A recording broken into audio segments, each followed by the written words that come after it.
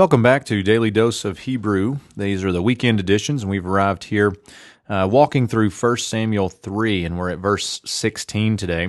So let's begin by reading the Hebrew, and then we'll get an overall translation. Let's read this together.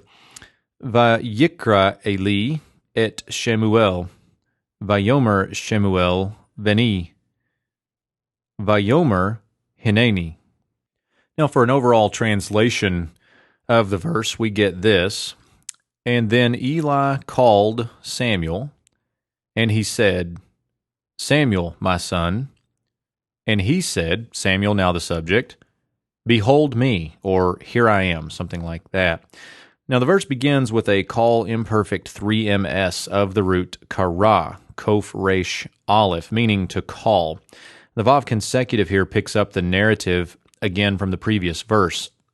Eli here is the subject of the verb, and Samuel is the direct object. Notice that Samuel, as the direct object, has the definite direct object marker because, being a proper name, it is indeed definite. So the first line is, and then Eli called Samuel. The next line continues the action with the vav consecutive on the call imperfect 3ms of Amar, and he said. Notice the tifcha disjunctive accent here. That doesn't allow Samuel to be the subject.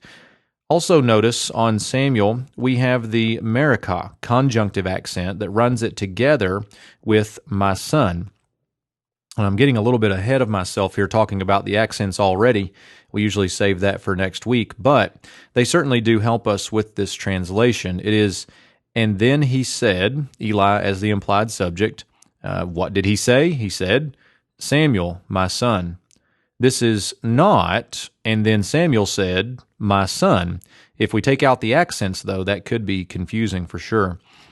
The final line here is Samuel's response. The vav consecutive again on the call imperfect 3ms of Amar continues the narrative, and then he said, Samuel here now as the null subject, behold me, or here I am.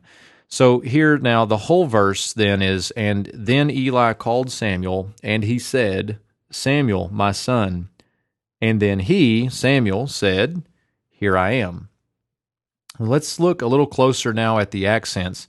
And since we have such a short verse today, we can do the translation and the accents together this week. So let me erase everything here in order to get some room for discussion of the accents. Okay.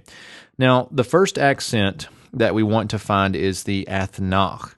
Now, the sof pasuk and the saluk here kind of goes without saying that there is a break there, but if needed, we can identify those as well. So we have the major break of the verse here just after the athnach.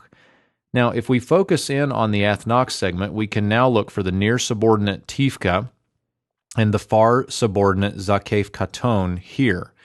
Now these break the verse even further. Now remember that the goal is to find the breaks so that we can get smaller and smaller segments to translate together rather than the intimidation of staring at the whole verse at one time.